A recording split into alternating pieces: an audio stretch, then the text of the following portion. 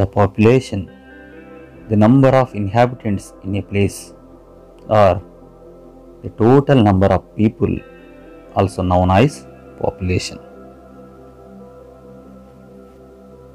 Population is a good asset for every country for the development, even though it has some limitations.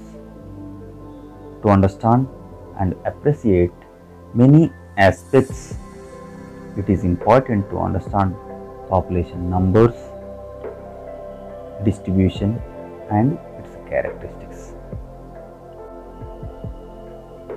The Census of India provides a lot of information about the population.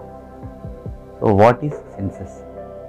A census is the procedure of systematically acquiring and recording information about the population in the country. It is called as census. It is conducted once in the 10 years. The first census was conducted by the British government in 1872. The first complete census was conducted in 1881. The Registrar General and Census Commissioner of India is collecting and recording the information. What does the census show?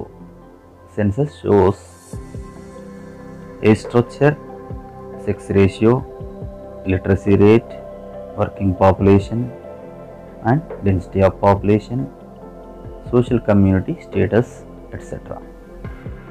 According to the age, male and female are divided into three categories.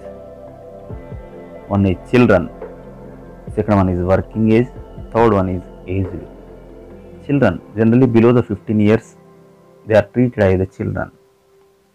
They are taken care of by the parents and other family members, and they depend upon the parents for their needs.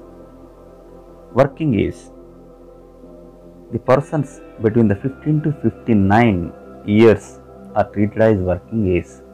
Generally, they are capable to work, and biologically they are reproductive, and children and other aged are depends upon these working people. The aged above 59 years, they are called as the aged. Actually, most of the persons after this age, they are unable to work. So, the majority of the aged, they depends upon the family earning person. Their medical expenses are higher than that other age groups. The government is also providing the welfare schemes for the old age persons. Sex ratio, it is the number of females per thousand males in the population, is known as sex ratio. It is the good social indicator to measure the equality between men and women in a society. It also finds out the hidden form of discrimination.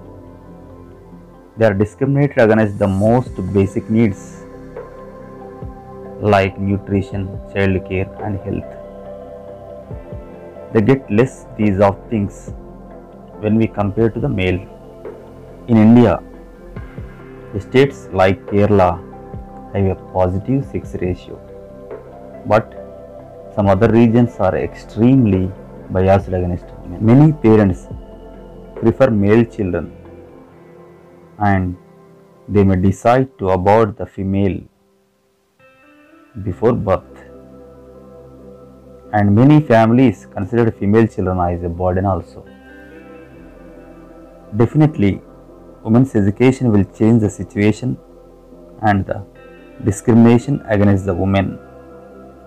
It will reduce the child mortality and work against the selective neglect of the health of girls. As per Census 2011, sex ratio of India is 940, and in the age group of 0 to 6 years, it is 919. Literacy rate, a person aged 7 years and above who can read and write with understanding in any language is treated as literate. It is the important socio-economic indicator. In 1947, after the independence, only 12% of the literacy rate was there. In 2001, it was 65%. But in 2011, it grew to 74%. But there is a variation in the male literacy rate and female literacy rate. For men, it is 82%. For women, it is only 65%. Working population. The age group of 15 to 59 years is covered under working people. They might work throughout the year or for some months. It is depending upon the availability of the work. And here, the unpaid work of homemakers is not included in the working population. The census of India groups them into 4 categories. 1. Cultivators or farmers. Generally, they farm or supervise the land. That land is owned or taken rent. Agricultural laborers. Generally, they work on others' fields for wages. And workers in household industries. Generally, they involve in manufacturing or repairing some products at home, just like dehusking of paddy, beedi workers, potters, weavers, etc.